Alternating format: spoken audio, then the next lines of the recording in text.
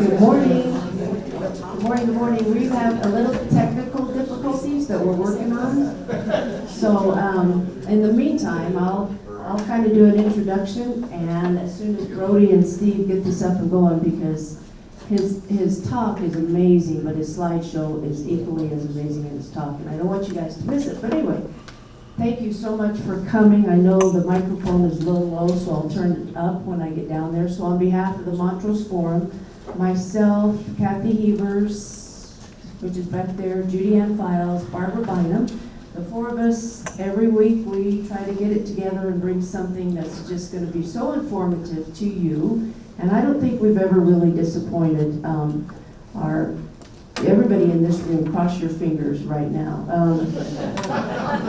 I don't think that we've ever disappointed. We've got some really, really good ones coming up.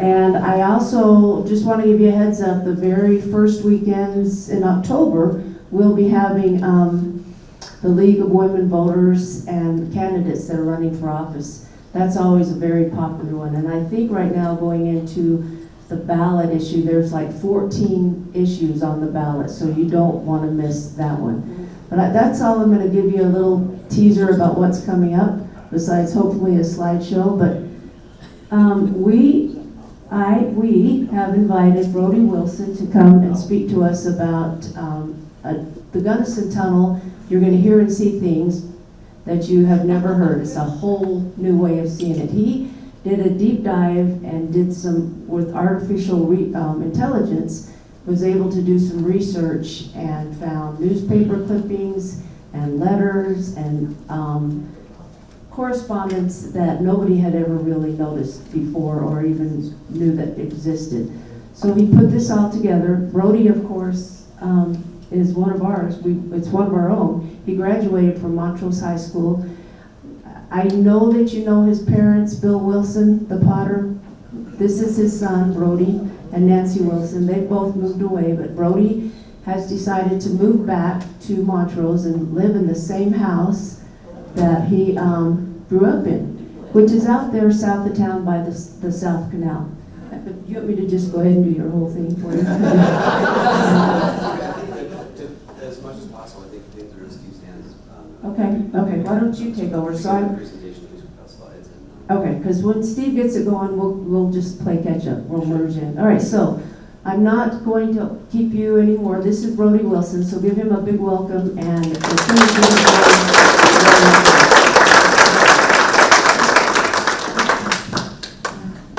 Thank you all. It's very nice to be here. It's nice to see some familiar faces, some folks I haven't seen in a very long time. Thanks, Phoebe, very much for the introduction. So my talk is organized as follows. First, starting by telling you that I have made a 4-part audio series about the Gunnison Tunnel. And I'll spare anybody the embarrassment of saying, raise your hand if you know what the tunnel is, but I presume that you all know. First I'm going to tell you about why I decided to make this series and who I am. Phoebe already covered a little bit of that.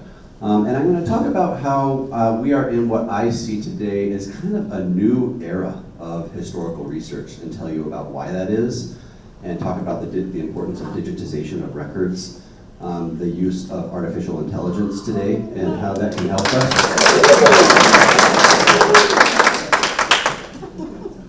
All right. We're going to run it there in the browser, or are you going to download it? I think we should just go with that. Okay, great.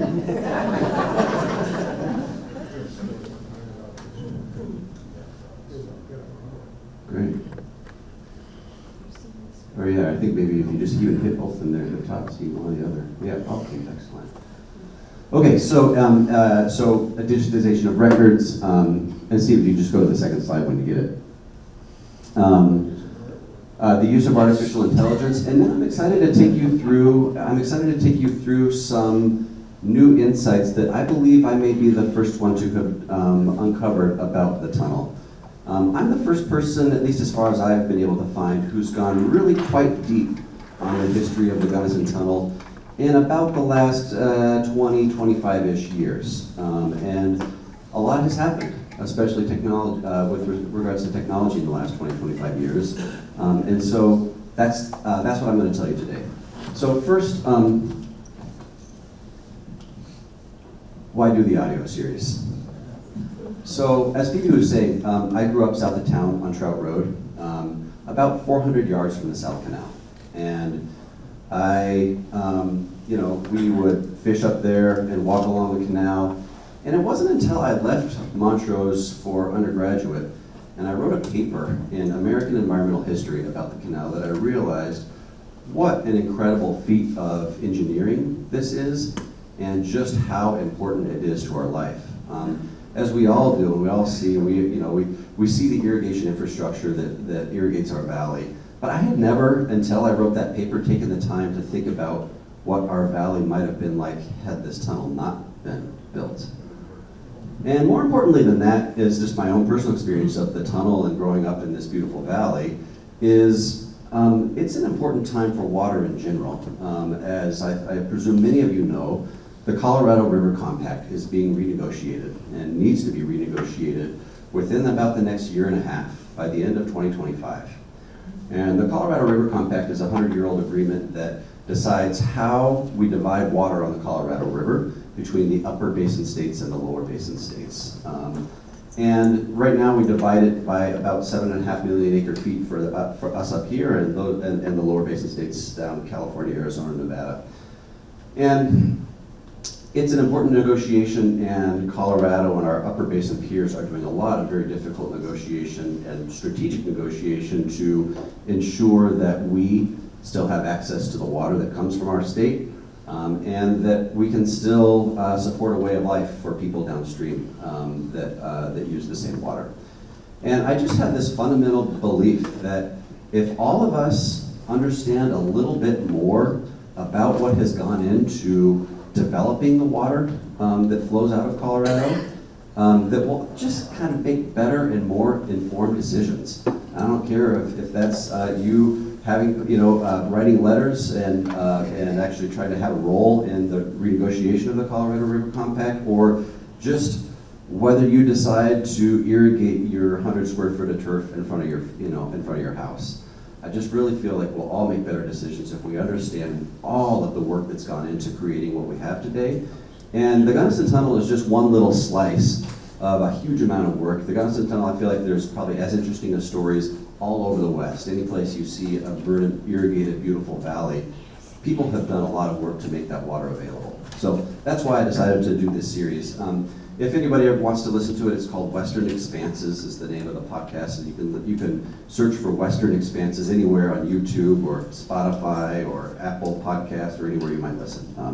And let me know what you think. If you're ever going to listen, I'd love to hear your feedback. Just a quick note about this picture. I'm sure many of you have seen this before, but of note is that they always carry their lunches in these totally sealed cylinders here, and you'll see they're holding candles here. As for the first 6 months to a year or so, that was the only means of seeing and having light in the tunnel.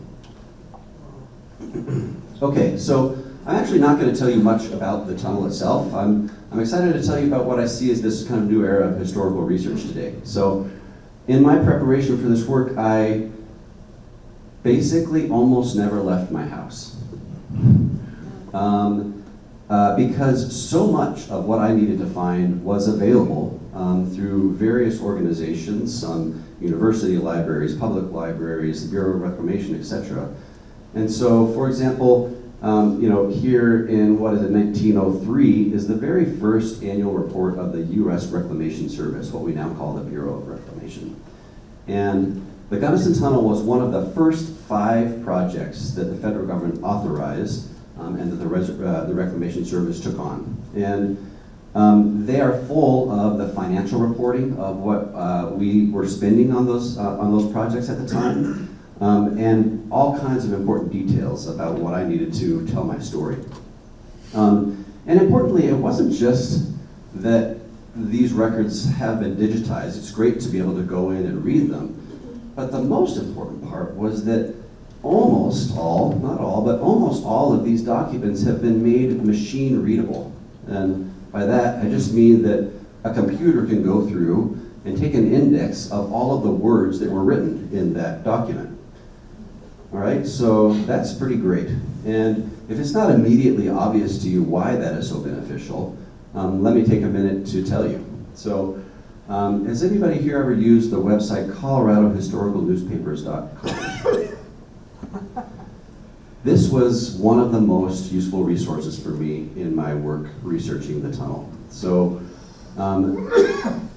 the folks at coloradohistoricalnewspapers.com have taken it upon themselves to digitize the microfiche of all of Colorado's historical newspapers up until early last century, okay?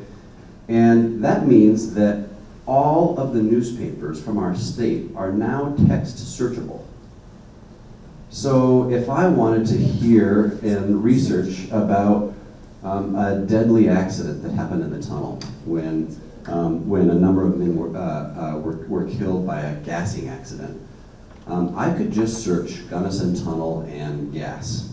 And I could limit it to the counties and the time frame of newspaper articles that I wanted to search for.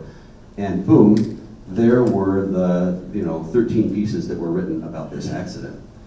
Now, today, when we all are in the, we can just search Google on our phone and it takes us 30 seconds. This doesn't seem very novel. But every one of my predecessors who had researched the tunnel, if they wanted to read about this same accident, they had to go down to the public library and they had to look through the microfiche archives of the Montrose Daily Press or the other local paper and literally scroll. Now raise your hand if you've ever scrolled a microfiche looking for information. Okay? Imagine the amount of content that you're sitting there scrolling through and you know exactly, like somebody must have written a story about this paper. And sure, you've got the date ranges that you've got to look for, but it's still, you're in there scrolling through newspaper articles for hours. And I sat on my desk on Trout Road with a beautiful view of Mount Sneffels, and I did my text search, and I said, oh, here are my 6 articles. And not only that, I could download them and read the whole article and save it and link to it and have a historical reference that I then could link to in my script. So I would argue that I have just through that basic function of having most all of my historical documents to be machine readable and searchable was a huge leg up on all of the other much more qualified historians before me who had researched this topic. The other person who'd gone kind of the deepest was this guy. He was a professor at Colorado College in Sea Springs, Professor Beetleman. And he wrote about as much as I did on this. It was very extensively researched. And I think it just must have taken him years to do what I was able to do really in like 3.5, maybe 4 months. And not only that, but our federal government, and especially in the Bureau of Reclamation, has gone through painstakingly huge efforts to make sure that the historical records, the physical records themselves of this project have been preserved in perpetuity. My friend Caleb Starbuck also graduated with me from Montrose High School in 1998. That makes us 44. He lives over in Erie, and his house is right next to this weird federal building that I always drove by and I always thought it was a data center. Well, it turns out that it is the National Archives for Colorado. And in the National Archives are all of the physical records of our federal government, especially the Bureau of Reclamation. And after I took some training about how to responsibly handle these artifacts and background checks and the like, I described my project and what I was working on to an archivist and made an appointment. And a week later I showed up and this archivist had pulled a whole cart full of these gray boxes and a huge, beautiful flat file of photographs that had been preserved from the Reclamation Service from the tunnel project. And this was the single most important reference and source for my project because it was literally the physical records of the Reclamation Service of the folks at the time. And the primary engineer who was the project manager was this guy named J.W. McConnell. And I held, dozens or hundreds of telegrams that he had written or letters that he had signed and sent back east, including, I'll show you in a moment, maps and blueprints and bid sheets of the way the whole tunnel came together. And I just felt like I just really took my hat off to the the people and the money that went into making this information available for us, so that we can learn from what went into creating the infrastructure that supports our way of life today. So that's what I'll say about digitization of records, machine-readable records, and just general access to historical artifacts, which I thought really was incredible. But then I'm a kind of techie guy. I'm a mechanical engineer myself, and I try to stay up with what's going on.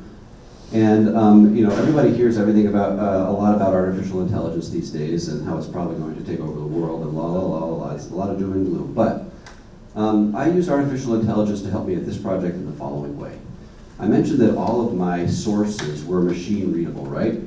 So what I did is I dumped all of those references into an artificial intelligence tool. This one happens to be from Google. It's called Notebook LM. And I loaded all of, for example, you see here all of these annual U.S. Reclamation Service reports.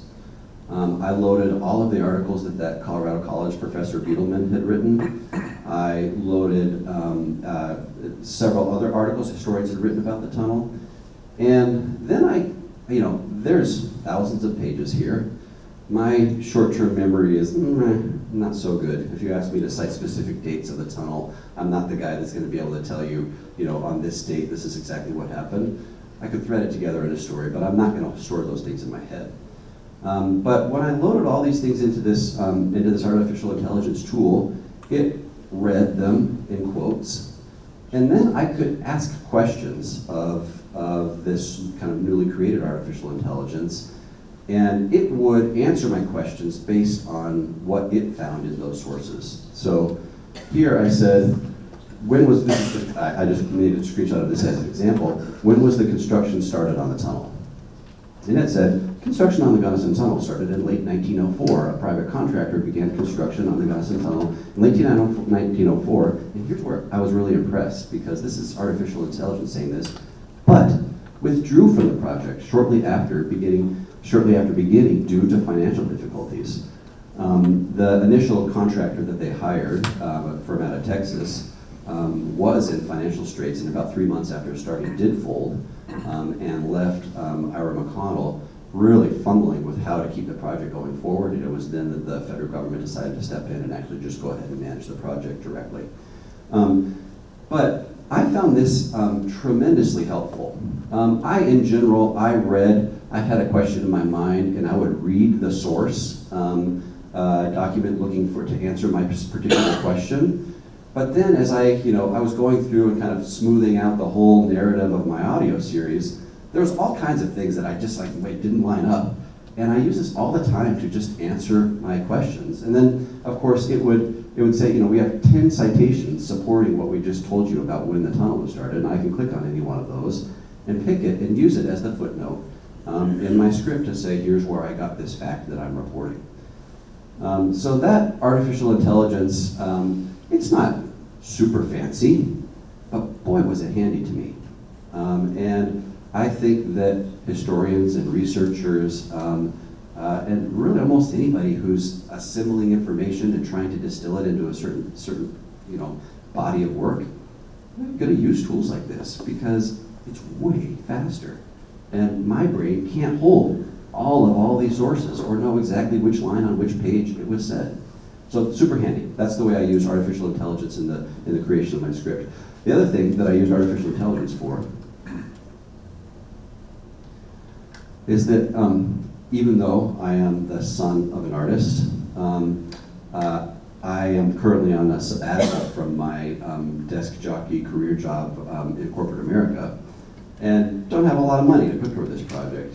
And as much as I would love to pay a local artist to commission an oil painting of what it might have been like inside the tunnel, I didn't have that kind of cash. And so again, I turned to artificial intelligence and I said, hey, could you help me create an image of, a dark impressionistic image of a donkey pulling a cart inside a tunnel that is about the dimensions of 10 foot wide and 12 foot tall. And after about 15 iterations, I came up with this. And I thought it was pretty cool. And I was able to, you know, after each iteration, I said, you know, actually, can we put a little stream running along the side, you know? And, you know, the first iterations are all kinds of crazy. It all makes sense. But we, you know, kind of continue to iterate, say, hey, that's great. You know, can we make it even darker still? Even more impressionistic. This image, too, is created with artificial intelligence. And you'll see if I use this on the cover. If you ever look up and listen to my podcast, I use this as the cover. And I picture the early survey work that was happening in the Black Canyon. And kind of what blew me away is that I could describe the Black Canyon. I say, you know, give me an image of, you know, set in 1901, dark impressionistic image of somebody surveying the Black Canyon. The artificial intelligence has images and knows images of the Black Canyon and created this, which, you know, isn't really the Black Canyon, but it's not too far off. And I was just having fun. I'd never played with a generative image generating artificial intelligence, but I thought that was just kind of cool. And I think we should all think about and acknowledge that if this didn't exist, how should artists feel about this? You know, the oil painter that I wasn't able to hire, or, you know, maybe I didn't even reach out to. Maybe there was an oil painter who would have loved to create this just because. And I think that we're all going to be grappling with questions like that as we have access to these new tools. And so, you know, I'm playing with them, and I really enjoyed the, you know, the outputs. I think it's kind of cool. And I have mixed feelings about it.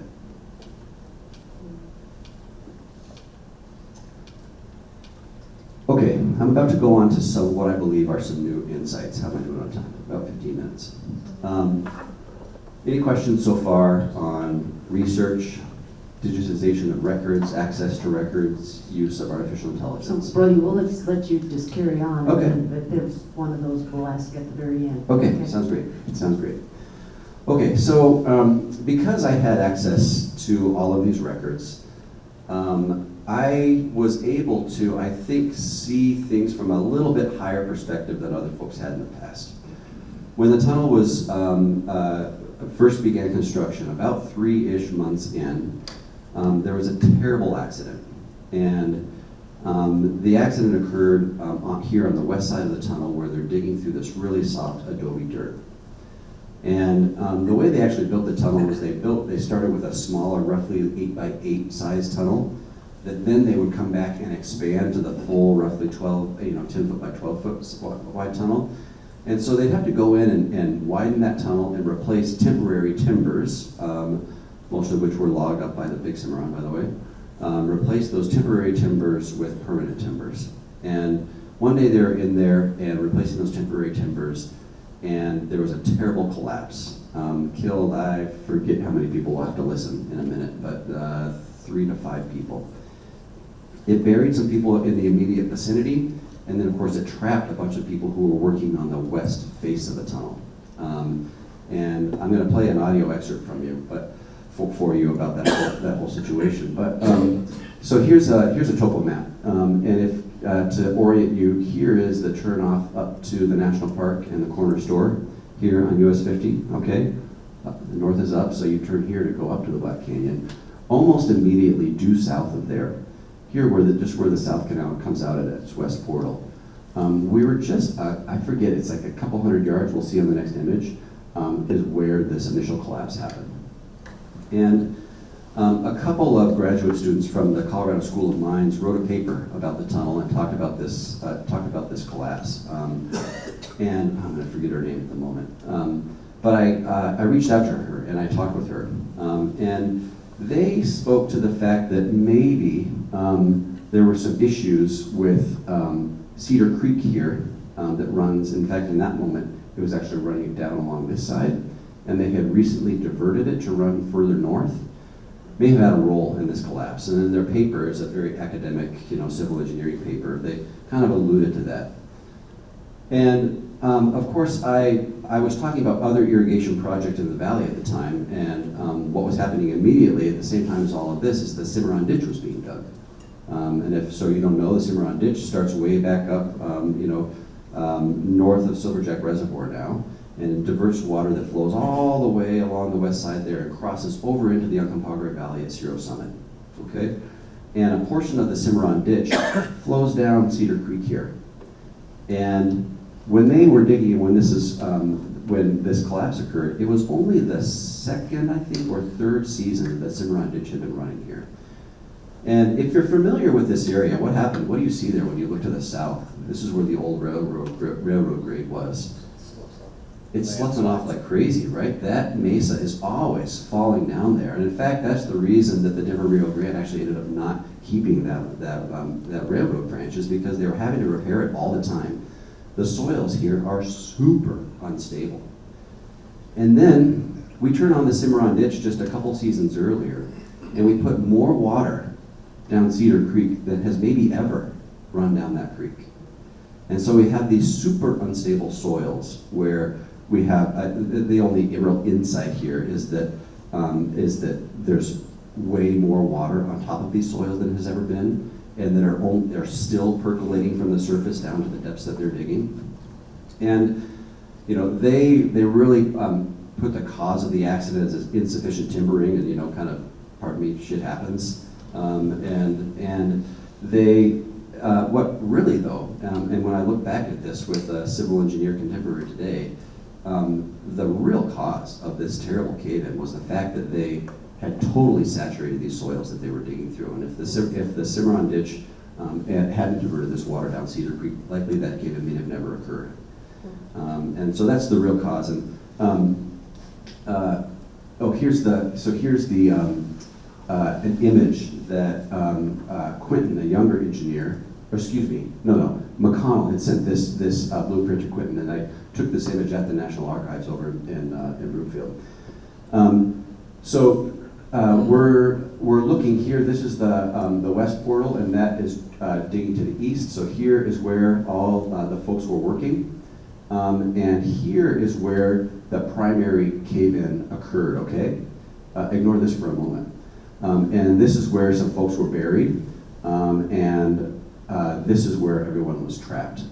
And then within 24 hours, a second cave-in occurred. They called it a mud flow, but it was minor because it only filled the tunnel with like 2 to 4 feet of mud.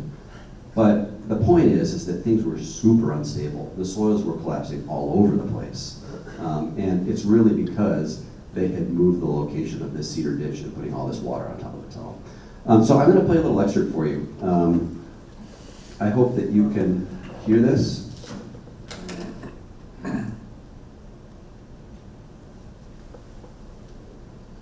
Let's see. Yeah.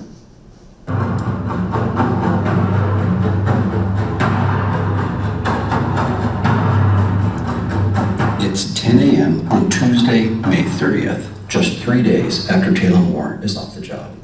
The West Portal morning shift have been in the tunnel replacing temporary timbers about 340 feet in from their entrance.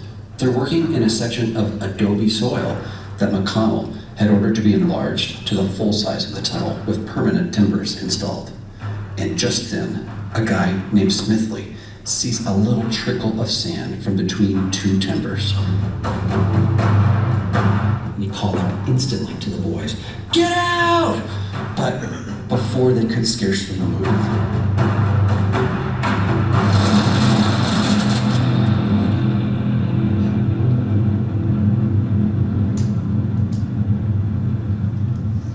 they were caught in an avalanche of crushed timbers, mud, and debris. 10 men working on the timber crew are buried almost instantly. The whoosh of air displaced by the falling dirt blew a guy sitting on top of a tram cart off the cart and derailed the cart. This event was closer to an explosion than a slow slumping of material. On that day, the west heading of the tunnel was 670 feet from the west portal, and this cave-in occurred almost exactly in the middle of the tunnel as it was at that time. There had been 19 men working at the face of the tunnel who were completely unharmed, but trapped. Hearing the cave-in, those guys ran back toward the cave-in to figure out what the heck had just happened. Suddenly, the contractual worries of Quentin and McConnell vaporized, and with confirmation that there were workers trapped but alive, they sprang into action. They'd run a steel pipe along the side of the tunnel through which fresh air was being pumped for the crews working at the face. Thankfully, this pipe was not crushed by the cave-in, and ventilation air continued to flow. The pipe was a lifesaver in more ways than one. In addition to supplying breathing air, the trapped workers were able to bang on it to let those on the outside know that they were alive. You could imagine that the guy who'd been blown off his trolley cart might not be so sure that there was anyone alive behind him. Now, with the knowledge that there were survivors, men, their friends, their families, a clock began ticking in all of their hearts. The race was on to save these men. Rescue missions were launched from two sides. No one knew how much of the tunnel was buried. They knew they had made about 670 feet of progress thus far, and that the cave-in started about halfway in, but had all of the tunnel been buried beyond that halfway mark? No one knew.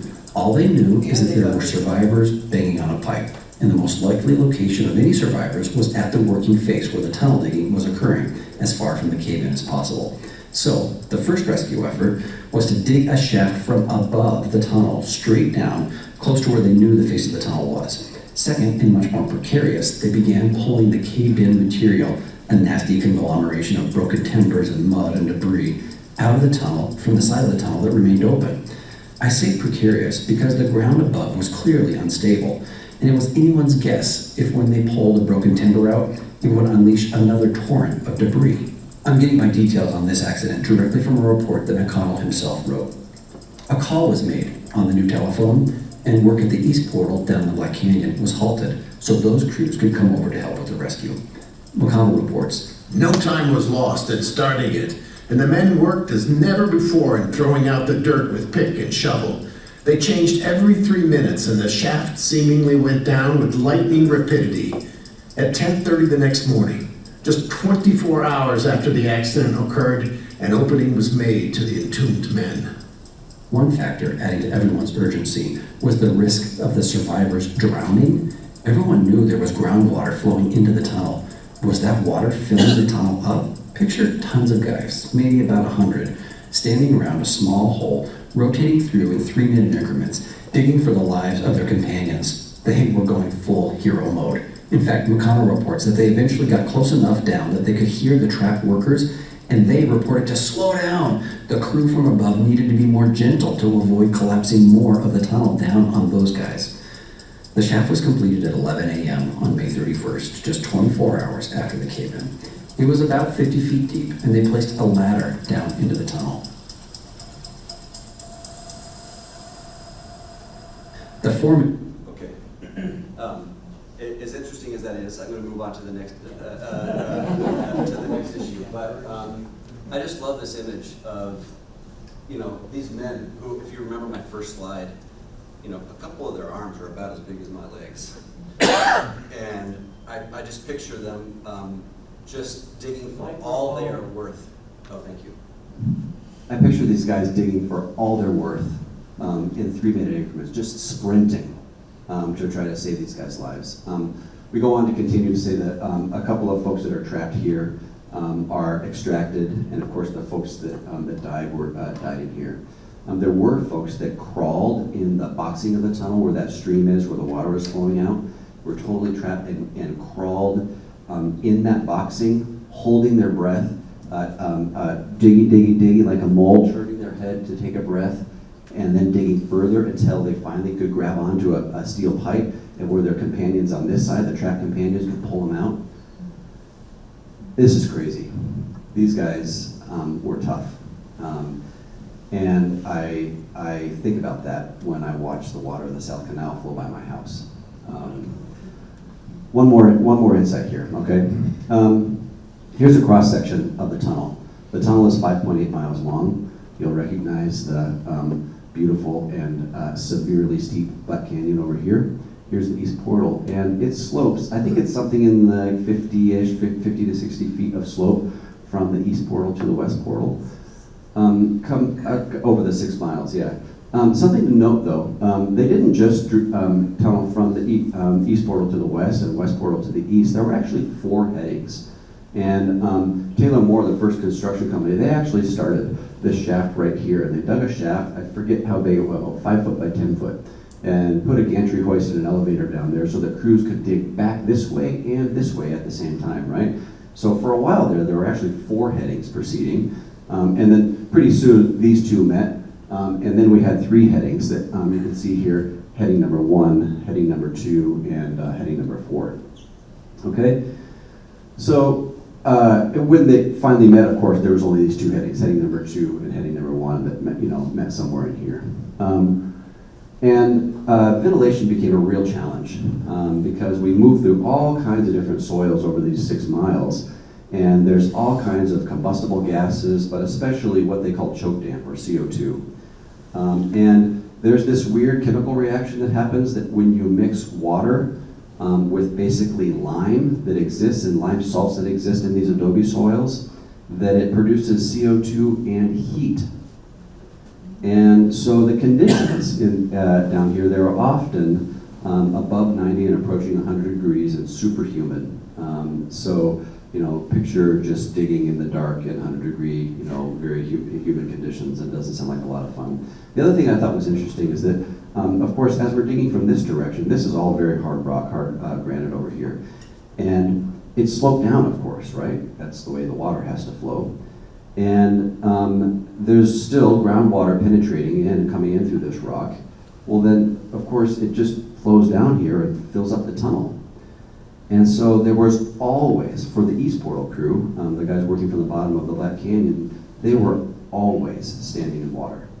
They had to increase the size of the pumps again and again and again to keep the water flowing out so that those guys could still work at the tunnel face, right? But picture you're standing next to a pipe that's sucking all the water out from around your feet as it flows in. I forget the total the total volumes at the end, but it was big pipe, like picture 5-6 inch pipe running at full flow, pulling water out from the face where they were working. They ran into so many issues with CO2 and other materials that they couldn't. They tried pushing more and forcing with blowers more air to the working face where they were working. They tried adding suction lines to suck out the noxious air that was being created, and they still just didn't have any luck. And so they had to pause construction for like 3 months while they built a new ventilation shaft, this one 4 foot by 7 foot. I mean, it's a whole new tunneling effort. I forget how deep it is, but it's hundreds of feet deep. To provide and pump more ventilation air down in there. This is important because I learned through reading the Reclamation Service reports that they actually could control the direction of the blowers at the top of this ventilation shaft. And what they would do is run the blowers in the positive direction, sucking outside air down in and pushing it through the face, piping it to the face where they were working and blasting. And then after they would do a shot, they're working with dynamite, they drill holes, put dynamite in the holes, ignite the dynamite, blast the rock. And after they would do a shot, they would reverse these blowers and put them in the exhaust direction. And I can show you this in the Reclamation Service where they show this, but they had positive control, right? They could either pump fresh air in or suck exhaust air out, okay? Well, what happened is they were doing that. It's two different directions, by the way, 2 ventilation systems. There's a tram bringing workers down here, and it was a crew change. And the crew going off got on the tram and got out. They had just done a huge shot, let off a lot of explosives, and per the normal operating procedures, they would run the fans in the exhaust direction until all that had cleared. Well, something happened on this crew change, and instead of the exhaust fans they started as normal, but suddenly all of the products of the explosion, the products of combustion of that explosion, reversed direction and were swept over this crew of guys that were just waiting for the air to clear. So you see here, you see here sudden change in the direction of air currents after shots were fired was responsible for the tragedy. So everybody kind of thought, well, happens, the air currents change. But it wasn't until I read in this Reclamation Service report that in fact the heading was connected by this 16-inch pipe that the lines were being used intermittently as suction lines and pressure lines. And immediately after blasting, the blowers were operated for about an hour as suction fans, drawing foul air out from the heading. This Reclamation Service report was published after the accident. And the accident, the coroner said, oh, well, nothing anybody could have done about it. The air direction just kind of changes sometimes, and that's not what happened. What happened is that somebody messed up at this crew change and reversed the direction of the blowers such that it blew the products of combustion of air over these guys, and then terribly. That person must have realized their mistake maybe after the phone call had gone out, and he then, whoever it was, reversed the direction of the blowers again and pulled the cloud of gases over the crew for a second time. All right, so you might think we're done. The golden bell's been rung, the president's off on his way, we're ready to talk about the canals and the system's operation today, right? Well, I'm sorry to report that not yet. It turns out that the tunnel's deadliest and least studied accident occurred almost 4 months after President Taft's visit.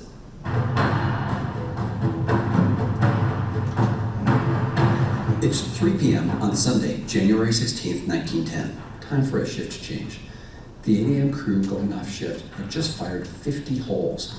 The tram from the river portal carrying 24 men in the 3 o'clock crew had just arrived. The morning crew, clocking out, had boarded and were headed out of the tunnel on the tram. The new crew sat down about 500 feet from the face to let the smoke clear away, as usual. And then, according to the official statement of the on-duty engineer at the time to the local paper, the draft, which had been toward the west end of the tunnel, suddenly changed direction to the east and slowly swept the whole volume of smoke back over the waiting workmen, unquote.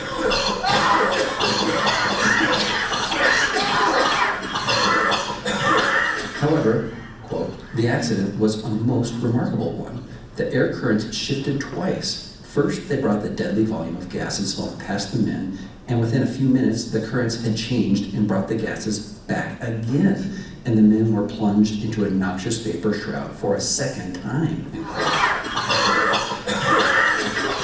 Look, the coroner performed an inquest, and the jury returned a verdict of accidental death. But here again, just like in the Canaan in 1905, hindsight is 20/20. In the 9th annual report of the Reclamation Service that was written and submitted after this accident occurred, they described the ventilation system in this area in some length, and specifically say the ventilation pipelines were, quote, being used intermittently as suction lines and as pressure lines. Immediately after blasting, the blowers were operated for about an hour as suction fans, drawing foul air from the heading. As soon as the powder smoke was well cleared out, the blowers were reversed and blew a draft of cool air into the heading. So this was definitely a known issue, and they clearly had control over the direction of airflow in the area. But both ends of the tunnel were open, and maybe the wind blew really hard from one end or the other. I don't know. Here's what I think happened. There's a shift change, and that included the engineer operating the blower that was on top of the tunnel. The new guy finds the blower in the exhaust direction and makes a mistake, maybe thinking the exhaust from the last blast had already cleared. Maybe the handoff communication from the outgoing engineer was sloppy. I don't know, maybe he was late and there was no handoff. However it happened, I think he reversed the blower's direction, pushing the explosion gases back down into the tunnel and over the crew the first time. They, choking to death, make a call to the east portal, asking for rescue. That did actually happen. And somewhere in there, the blower operator realizes he's made a grave mistake and reverses the blowers again, putting them back in the exhaust mode, this time pulling the gases over the crew a second time. I don't think anyone will ever actually know, but I sure don't think the natural ventilation reversed direction twice in a few minutes like that. Look, whether human error or natural cause, it was a tragedy. 5 died that day, and 4 more in the following days from their injuries. 9 total from this tragic ventilation accident. I mentioned the Hoosac Tunnel earlier. It was the longest tunnel. Okay. That's about all the time I have. I think that concludes my presentation. I think let me just say, Microphone. I hope that you all. Microphone. Thank you. I hope that you all, even if you never listened to this audio series, will take just your experience of listening to a little bit of this today to heart when you drive around this beautiful valley that we all live in, and appreciate the incredible perseverance that these men had in digging this tunnel. Because if it weren't them, and by the way, it's not just men. There are stories of all of their supporting families, by the way, and Luan and the various areas that supported these guys. But were it not for them, this area, especially to the north, receives less precipitation than the Sonoran Desert. And if it weren't for that tunnel, where we live would look a lot more like the stretch between Delta and Grand Junction, you know?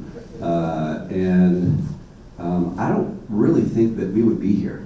I don't think Montrose would be the place that it is today, that we would all be sitting here if there wasn't this incredible source of water to support our agricultural way of life. The other area of the tunnel of the podcast that I didn't really touch on this morning is that, of course, every drop of water that you all drink, if you live anywhere between Kelowna and Delta, flows through that tunnel. You know, Project 7's water treatment plant, its only supply of raw water comes through the tunnel. In the summer, they can get a little bit from Cedar Creek in the Cimarron Ditch, but if anything happens to that tunnel, we're at a real issue with our raw water for the water that we all drink, and that's why Project 7 is building a new treatment plant down, fed from the Empire River and Ridgeway Reservoir. But I don't think we'd be here having these discussions today if it weren't for the work that those folks put in 120 years ago. So I hope you enjoyed my talk this morning, and I'd love to answer any questions you might have. So, Brody, really quickly, and you won't have to go into it, I have listened to his 4-part podcast. It's worth downloading and listening to. But what I found interesting is when Taft came and they opened the tunnel, it really wasn't done. It was all this fanfare and blah, blah, blah. And they had some water up there that they said, let the water come through. They let X amount of water. He did his speech, everybody clapped their backs and was like, all right, get back to work. Yeah, right? you know, there's the golden bell. He's supposed to touch this golden bell to a plate, and that was supposed to connect a circuit that opened the head gates at the east portal. But it wasn't done, and what they had done is, walked back up the tunnel a little bit and built a little dam to catch all the groundwater. And so when they got the signal, they let the dam go, and the waters ran forth. And I just love picturing the McConnell, the guy that that really ran the whole show mostly, standing there next to the president, being like, oh God. Brody, when I did research on this, I always pictured it being locals who were parts of the crew, and my research said it was guys from the southern part of the United States. They'd come spend 2 weeks and head back home. Did you find that? I found some very interesting and all kinds of different things about who helped dig this tunnel. In the second episode, I interview and tell Elaine Hale-Jones the experience of her family. 2 folks on her side of her tunnel worked, both sides of her family worked in the tunnel, but it was people from all over, and mostly immigrants, a lot from Italy, people from Mexico, and people from back east who were looking to come and make a claim. It was miners who were disgruntled and coming out of pretty horrible labor situations in Telluride and Ouray and Silverton. But there's the second episode, I tell some stories, but I didn't really hear that it was specifically people from southern Colorado, but it's very possible that I missed it. Southern part of the United States. Oh, I didn't hear that, but that certainly doesn't mean that's not true. I might have just missed it. Somebody else have a question? Jim, don't make it long. Go ahead. So that's very interesting about the high. I'm interested in the political why this was done, and if there's any information, like letters and things like that. Oh, totally. So the why the tunnel got built. People around here. It's been so. Why can't I remember his name? Luzon, Frank Luzon, was the person who originally had the idea for this tunnel. He said it came to him in a dream. He was a miner and a farmer, and he pushed for this idea for years, starting in like 1890, early 1890s, and everybody told him, "You are crazy." But I mean, he was literally like stood at the intersection of Main and Townsend and was like, "We need a tunnel. We need a canal." And there were several thwarted efforts to, through community leaders, Congressman or Senator Bell, I think, helped organize things. There was an originally state-funded effort that where the tunnel was going to take an entirely different path that was abandoned. You can still go out to where the west portal of the old state tunnel was, but eventually what really happened is that some Colorado senators got it into the Reclamation Act of 1902, I think. And that's when the federal money actually started flowing. And I know there was lots of lobbying that took place to have that happen. And it was Teddy Roosevelt who was the president at the time of that. I don't know.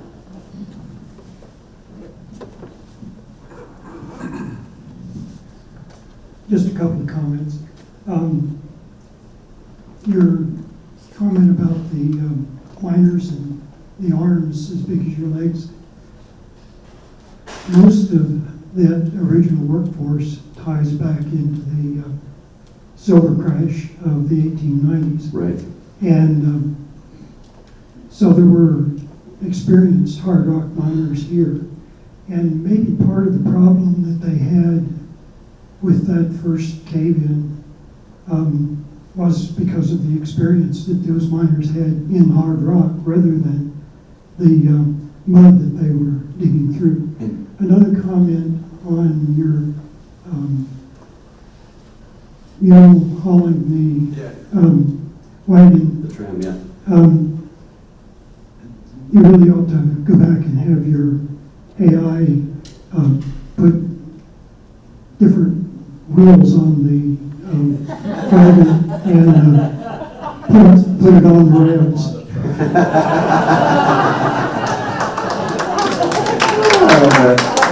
Indeed, yeah, they're trams, and we're actually on the rails, indeed. I love that. I'm glad you caught that. Thank you. A quick note about the silver crash.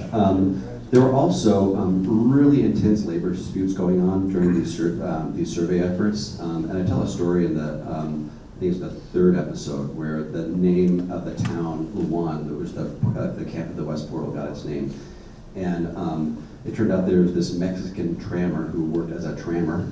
These guys in the mines in Telluride, and there was this big non-union union labor standoff happening at the Smuggler Union mine above Telluride.